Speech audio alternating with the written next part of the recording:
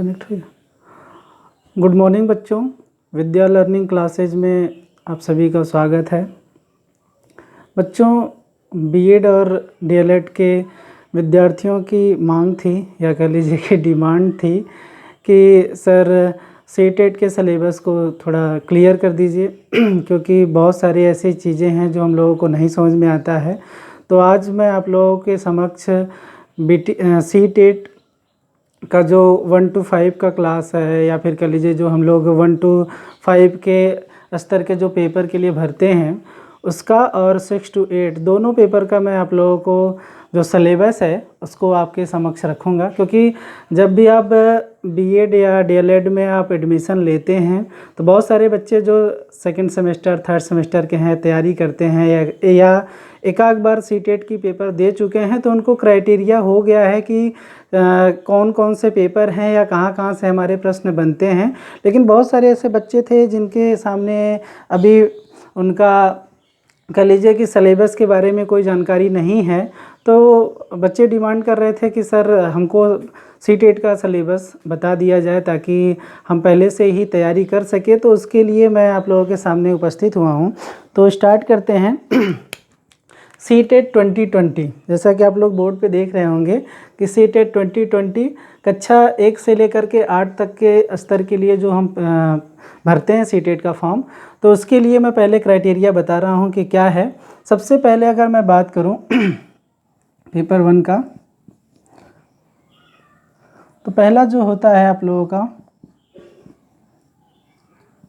बाल विकास व शिक्षण शास्त्र। ठीक, इसको हम लोग शॉर्टकट में या अंग्रेजी में कहते हैं सीडीपी, चाइल्ड डेवलपमेंट पेडागोजी। ठीक, ये जो हमारा पहला पेपर होता है चाइल्ड डेवलपमेंट का, इसमें देखिए होता क्या है कि पहले हम इसको समझते हैं कि इसमें कितने प्रश्न आते हैं और कितने मार्क्स के होते हैं। तो देखिए इसमें जो क्वेश्चंस होते हैं और जो मार्क्स होते हैं ये हमारे होते हैं 30 क्वेश्चन इसमें आते हैं। 30 क्वेश्चंस में आप देखे होंगे कि 15 और 15 लगभग प्रश्नों में ये बट जाते हैं या कह लीजिए विभाजित हो जाते हैं। ये जो प्रश्न 15 नंबर के क्वेश्चन यहाँ पे आते हैं वो आपके सीडी से पूछे जाते हैं, मतलब बाल विकास से प्रश्न यहाँ पर पूछे जाते हैं। ठीक है, और ये जो 15 नंबर के पूछे जाते हैं वो आपके शिक्षण शास्त्र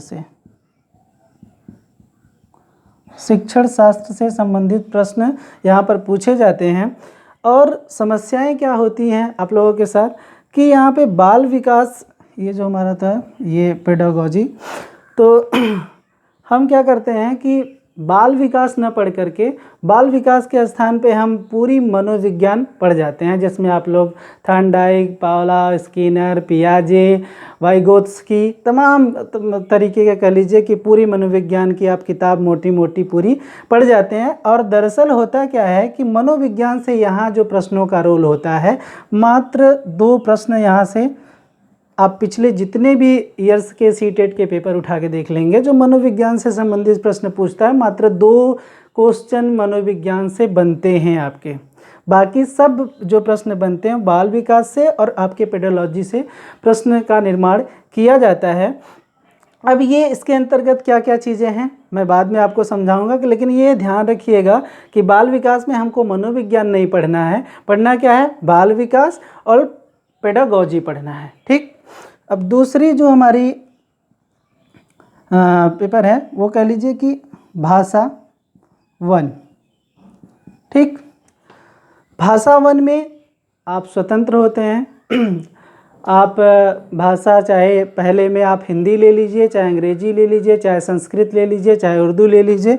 तो मान लीजिए हमने यहाँ पे हिंदी प्रथम भाषा का चुनाव कर लिया। ठीक, यहाँ भी आपके जो क्वेश्चन होते हैं वो 30 नंबर के प्रश्न पूछे जाते हैं और 30 नंबर के आपके 30 प्रश्न जो होते हैं 30 नंबर के होते हैं और ये भी 15 और 15 में डिवाइड होते हैं। ठीक, ये 15 और 15 में डिवाइड होते हैं। यहाँ पे ध्यान देने वाली ये बात है कि जब ये 15 में डिवाइड होते हैं तो ये 15 में हमारे जो पूछे जाते हैं, अगर हिंदी लिए हैं तो ये 15 में पहले गद्यांश पूछे जाते हैं और प्लस इसी में पद्यांश पूछे जाते हैं। ठीक है, इस 15 में गद्यांश पूछा गया प्लस पद्यांश पूछे जाते हैं। अगर आप अंग्रेजी लिए होते हैं तो अंग्रेजी अगर फर्स्ट चॉइस करते हैं तो इसमें प्रोज और पोएट्री पूछी जाती है। ठीक, अब ये गद्यांश जो होता है हमारा 15 में 9 नंबर का जो होता है, ये गद्यांश पहला वाला पूछा जाता है और पद्यांश जो होता है वो 6 नंबर का पद्यांश पूछा जाता है। ठीक है, 9 6 15 नंबर का ये टोटल आपका जो प्रथम भाग है, जो 30 नंबर में हमने डिवाइड किया, ये प्रथम भाग इसमें पूछा जाता है। अब इसमें देखिए कि इस 6 नंबर में जो ग्रामर का रोल होता है हमारा, 2 से 3 प्रश्नों का हमारा व्याकरण, अगर हिंदी की बात करें तो व्याकरण से संबंधित 2 से 3 प्रश्न इस गद्यांश में व्याकरण से पूछे जाते हैं। ठीक, कह लीजिए कि न्यूनतम 2 प्रश्न होते हैं और अधिकतम 3 प्रश्न हमारे व्याकरण से होते हैं, और इस पद्यांश से 2 प्रश्न आपके व्याकरण से पूछे जाते हैं। अगर आप अंग्रेजी लिए हैं तो आप ये ध्यान रखिएगा कि यहाँ पे जो ग्रामर पोर्शन होगा वो 2 से 3 प्रश्नों का होगा, और जो पद्यांश में पूछे जाएंगे ग्रामर पोर्शन से वो 2 क्वेश्चन के यहाँ पूछे जाएंगे। तो व्याकरण के जो प्रश्न होंगे 2 से 3। अगर 2 प्रश्न यहाँ से आते हैं तो 4 प्रश्न आपसे पूछे जाएंगे। अगर 3 पूछ देते हैं तो 5 प्रश्न। इसका मतलब ये है कि 15 में से हमारा जो व्याकरण का रोल है वो सिर्फ और सिर्फ 5 नंबर्स का है। ठीक, अब बात करते हैं यहाँ पे ये जो 15 नंबर का आपसे प्रश्न पूछा जाता है वो हिंदी शिक्षण शास्त्र से पूछा जाता है। ठीक है, ये आपके हिंदी शिक्षण शास्त्र से पूछा जाता है कि जो आपके बच्चे की अभिरुचि क्या है हिंदी विषय में, उसकी हिंदी विषय के प्रति जागरूकता क्या है, या टीचर्स जो भी उनकी चुनौतियां आ रही हैं उन चुनौतियों को दूर करने के लिए, हम समस्या इसलिए नहीं कह रहे हैं बालकों की, क्योंकि बच्चों के सामने समस्याएं नहीं होती हैं बल्कि चुनौतियां होती हैं। तो जो भी चुनौतियां उनके सामने आता है तो टीचर्स किन स्किल्स का प्रयोग करके या विधियों का प्रयोग करके उसको दूर करता है। कहीं ना कहीं उसमें ये हिंदी मेथोडोलॉजी में कहीं ना कहीं बताई जाती है, और उसका असेसमेंट किया जाता है कि बच्चे ने क्या और कितना सीखा। अगर नहीं सीखा है या कम सीखा है तो कहीं ना कहीं हम अपने विधियों में या शिक्षण सूत्रों में परिवर्तन करके हम उसको सिखाने का प्रयास करते हैं। तो ये जो आपकी हिंदी मेथोडोलॉजी होती है वो 15 नंबर का यहाँ से पूछा जाता है। ठीक है, अगर हम बात करें तीसरा तो भाषा सेकंड। ठीक है, अब पहला हमने यहाँ पे अगर हिंदी चॉइस कर लिया है तो दूसरे भाषा में हम क्या ले सकते हैं, अंग्रेजी ले सकते हैं। ठीक है, संस्कृत ले सकते हैं,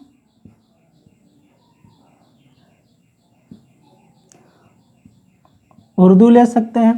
देखिए 22 भाषाओं में से आपको 2 भाषाओं का चुनाव करना रहता है। आपने यहाँ एक भाषा चुन लिया तो बाकी 21 जितनी भी भाषाएं बच जाती हैं, चाहे आपका अंग्रेजी हो, चाहे संस्कृत हो, चाहे उर्दू हो, चाहे गुजराती हो, चाहे मराठी हो, चाहे पंजाबी हो, चाहे सिंधी हो, चाहे जितनी भी भाषाएं हैं आपकी, उसमें से आप स्वतंत्र हैं। सेकेंड भाषा के रूप में आप उन भाषाओं का चुनाव कर सकते हैं। तो मान लीजिए हमने यहाँ पर अंग्रेजी भाषा का चुनाव किया तो यहाँ भी 30 क्वेश्चन रहते हैं 30 नंबर्स के। ठीक, यहाँ भी 15 और 15 में ये डिवाइड हो जाता है। ठीक है, 15 जो पूछे जाते हैं ये आपके, यहाँ पे जो हम आपको ये बताने जा रहे हैं ये बिल्कुल नई चीज़ें हैं। आप ध्यान से समझिएगा या सुनिएगा यहाँ पे, क्योंकि इसके पहले जो आपको जानकारी रही होगी उससे थोड़ी सी अलग हम आपको बताने जा रहे हैं। क्योंकि यहाँ देखिए पद्यांश पूछे जाते हैं, गद्यांश और पद्यांश, लेकिन यहाँ पे जो होता है दोनों के दोनों जो पूछे जाते हैं दोनों गद्यांश होते हैं या प्रोज होते हैं। ठीक, यहाँ दोनों गद्यांश के प्रश्न पूछे जाते हैं और इसमें पहले गद्यांश में आपके 9 प्रश्न रहते हैं। ठीक है, और दूसरे गद्यांश में आपके 6 प्रश्न सेम रहते हैं। और ठीक उसी प्रकार से जो यहाँ पे रोल है वो यहीं पे 2 से 3 प्रश्नों का यहाँ भी ग्रामर का रोल होता है और यहाँ पे 2 प्रश्नों का ग्रामर का रोल होता है। ठीक है, तो अगर हम दोनों भाषाओं को या फिर कह लीजिए प्रथम भाषा द्वितीय भाषा को अगर ध्यान से देखें तो जो ग्रामर का रोल हमें समझ में आता है, या पुराने जितने भी पेपर आप उठा के देख लीजिएगा, तो इस दोनों भाषाओं में ग्रामर का जो रोल है वो 10 प्रश्न होते हैं, या बहुत आएंगे तो 8 से लेकर के 10 प्रश्नों का ग्रामर का रोल होता है। और यहाँ पे देखिए जो दूसरा 15 नंबर होता है वो हमारा अंग्रेजी शिक्षण शास्त्र। अंग्रेजी शिक्षण शास्त्र से संबंधित प्रश्न पूछे जाते हैं, जो कि बच्चे को, जो मैंने यहाँ पे बताया कि कहीं ना कहीं जो बच्चे की अभिरुचि है, विक्षमता है, या फिर कह लीजिए कि उसकी क्या अंग्रेजी के प्रति वो कितना कह लीजिए सहज है, उसको हम किन विधियों का प्रयोग करके अंग्रेजी विषयों को आसानी से समझा सकते हैं, या कैसे उदाहरण दे करके हम समझा सकते हैं, या फिर कह लीजिए कि इंडक्टिव कंडक्टिव मेथड्स जो होते हैं इसी में हम प्रयोग करके कहीं ना कहीं बच्चों को सिखाने का प्रयास करते हैं और लास्ट में मूल्यांकन के लिए हम उसमें देखते हैं। तो ये तमाम जो शिक्षण शास्त्र के अंतर्गत हम प्रयोग करके कहीं ना कहीं असेसमेंट भी करते हैं, तो उससे संबंधित इस अंग्रेजी विषय में या जो सेकंड भाषा लेते हैं उससे संबंधित पेडोलॉजी के प्रश्न पूछे जाते हैं। ठीक, तो ये देखिए 1 to 5 में और 6 to 8 में ये जो तीनों जो मैंने बताया, बाल विकास शिक्षण शास्त्र, भाषा 1 और भाषा 2, 1 to 5 और 6 to 8 में दोनों में सेम रहता है। ठीक,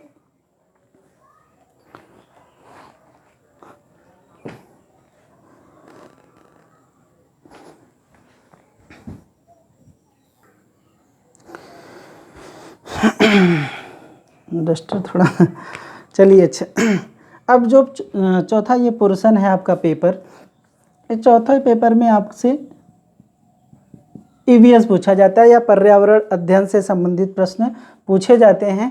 यहाँ जो पर्यावरण से संबंधित प्रश्न पूछे जाते हैं वो भी आपके 30 क्वेश्चन रहते हैं और 30 नंबर्स के पूछे जाते हैं।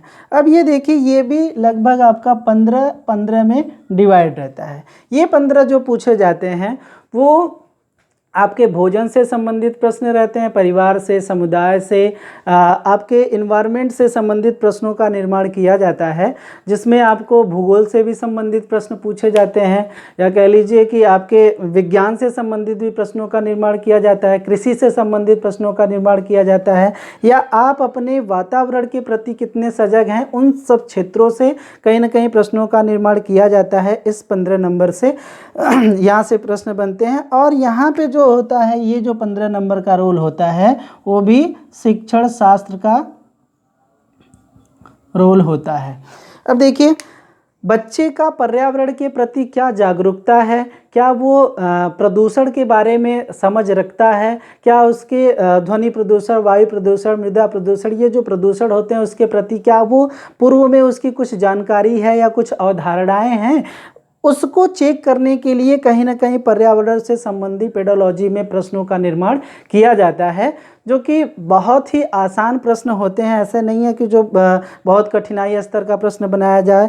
यहाँ पे भी जो प्रश्न बनते हैं कहीं ना कहीं बहुत आसान, सामान्य से जो हमारे वातावरण में, पर्यावरण में कहीं ना कहीं जो चीज़ें घटित होती हैं, घटनाएं घटित होती हैं, उससे संबंधित कहीं ना कहीं प्रश्नों का निर्माण यहाँ पे किया जाता है। तो ये जो रोल होता है यहाँ भी 30 नंबर्स में 15 नंबर जो होते हैं इन्वायरमेंट से संबंधित होते हैं, जिसमें मैंने बताया आप लोगों को कि हमारा भोजन होता है, परिवार होता है, समुदाय होता है, संस्कृति होती है, सभ्यता होती है, जितनी भी चीज़ें हैं उसके अंतर्गत सब्जेक्ट भी, जैसे भूगोल हो गया और आपका कृषि हो गया, और विज्ञान से क्षेत्रों से संबंधित इन्वायरमेंट के अंतर्गत प्रश्न पूछे जाते हैं। इसका शिक्षण पे क्या प्रभाव पड़ता है, बच्चा कितना सीखता है, कितना उसकी जानकारी है, उसको चेक करने के लिए कहीं न कहीं शिक्षण शास्त्र से संबंधित प्रश्नों का निर्माण किया जाता है। ठीक है, फिर उसके बाद ये ऊपर का साफ कर दे रहे हैं।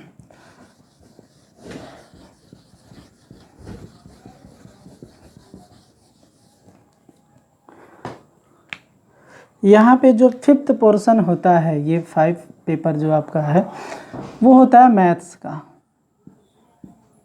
ठीक, मैथ्स में भी ये आपके 30 क्वेश्चन रहते हैं 30 नंबर्स के। और देखिए यहाँ पे जो गणित आपसे पूछा जाता है वो सामान्य से गणित होती है। ऐसा नहीं है कि बहुत ज़्यादा इसका स्तर कठिन कर दिया गया हो, सामान्य सी गणित इसके अंतर्गत होती है।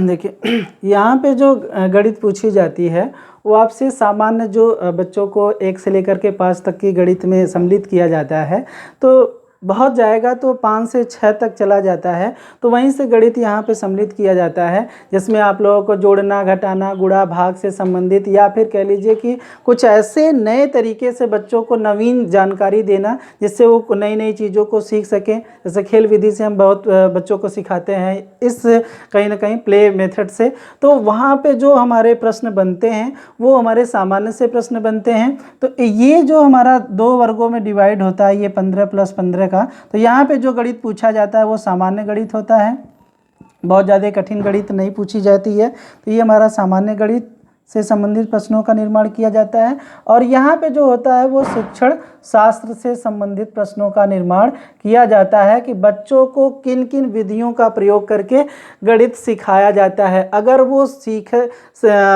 सीखने में असफल रहते हैं तो हम अपने किन स्किल्स को परिवर्तन करके या नए नए स्किल्सों को कहीं ना कहीं हम प्रयोग करके बच्चों को अधिक से अधिक सिखा सकें, बच्चों को कैसे हम अपने में सहभागिता ले सकें, क्योंकि जब टीचर्स और स्टूडेंट दोनों आपस में सहभागिता लेते हैं या फिर सहभागिता से सीखते हैं तो ज़्यादा सीखते हैं। या फिर हम बच्चों को ऐसे कौन से इंडक्टिव कंडक्टिव जो हमारे मेथड्स होते हैं, कौन से ऐसे उदाहरण दिए जाएं उनके व्यवहारिक जीवन से जोड़ करके, जिससे वो अधिक से अधिक सीख सकें। तो सिखाने की जो प्रक्रिया होती है उसी से संबंधित शिक्षण शास्त्र में कहीं ना कहीं प्रश्नों का प्रयोग किया जाता है। ये भी कहीं ना कहीं आपके गणित से ही संबंधित होते हैं और बहुत ज़्यादा टफ प्रश्न नहीं पूछे जाते हैं यहाँ पे शिक्षण शास्त्र से संबंधित। यही जो हमारे सामान्य से गणित पूछते हैं उसी से संबंधित तर्क क्षमताएं, विवेचनाओं का प्रयोग करके बच्चा कितना सीखा है, इसका आकलन और मूल्यांकन करने के लिए भी कहीं ना कहीं इससे प्रश्नों का निर्माण किया जाता है। अब अगर इस चीज़ को आप लोग समझ गए होंगे कि ये 5 पेपर होते हैं, 1 to 5 से लेकर के 1 to 5 के जो स्तर के पेपर होते हैं, इसमें ये 5 कैटेगरी में आपसे प्रश्न पूछे जाते हैं, जिसमें आपको देखने को मिल रहा होगा कि प्रत्येक 30 प्रश्नों में या प्रत्येक पेपर के 30 प्रश्नों में कहीं ना कहीं आपने 2 खंडों में विभाजित करके प्रश्न को पूछ रहा है। क्योंकि जो जनरल पेपर है, जैसे मैंने CDP बताया, तो जो CD का पोर्शन है वो बाल विकास का अलग से कहीं ना कहीं प्रश्न पूछ रहा है और शिक्षण शास्त्र का उसमें अलग से रोल अदा किया जा रहा है। हिंदी में ठीक उसी प्रकार से जो आपने लैंग्वेज 1 लिया उसमें भी कहीं ना कहीं हिंदी का एक अलग रोल है, जिसके कहीं ना कहीं हम लोग पूरी की पूरी अगर हिंदी पढ़ने लगते हैं तो देखते हैं कि पूरी की पूरी हम लोग ग्रामर पोर्शन ही पढ़ जाते हैं और हम शिक्षण शास्त्र को बिल्कुल छोड़ देते हैं, ध्यान ही नहीं देते हैं, जो सीधा का सीधा वो 15 नंबर हमारा छूट जाता है। ठीक उसी प्रकार से अगर भाषा 2 में भी देखते हैं तो हम क्या करते हैं कि उसके भी ग्रामर को पढ़ने लगते हैं और हमारा जो शिक्षण शास्त्र होता है वो बिल्कुल छूट जाता है। तो अगर 30 नंबर यहीं से हमारे क्या होते हैं, बिल्कुल छूट जाते हैं सिर्फ 2 भाषाओं से। अगर शिक्षण शास्त्र का बात किया जाए तो यहाँ पे देखने को मिल रहा होगा आपको कि ये जो पेपर है आपका पूरा टोटल 150 पेपर है, जिसमें से ये 150 का पेपर है, जिसमें से 75 नंबर का आपका सिर्फ शिक्षण शास्त्र का रोल है, पेडागोजी का रोल है। तो अगर हमारी पेडागोजी पे बहुत अच्छी कमांड है तो हम सीटेट की परीक्षाओं को आसानी से पास कर सकते हैं। अगर दूसरी बात किया जाए कि या तो फिर हम इस पे कमांड कर लें तभी आसानी से हम पास कर लेंगे, क्योंकि हमारी हर एक विषय में कहीं ना कहीं कमांड रखना संभव नहीं है। अगर मैं ईमानदारी के साथ कहूँ तो हर एक बच्चे के लिए हर एक विषय पे कमांड रखना बहुत ही कह लीजिए कि मुश्किल कार्य है। तो वो अगर एक चीज़ को पकड़ के चले कि हमको पेडागोजी अगर अच्छे तरीके से समझ में आ जाए, तो क्योंकि इसका रोल जो है वो 50% का है, तो इसमें अगर वो पेडागोजी को अच्छे तरीके से समझ लेता है तो आसानी से कहीं ना कहीं उसको सॉल्व कर लेगा। फिर अगर बात किया जाए कि अगर भाषा हम दोनों हमारा जो लैंग्वेज है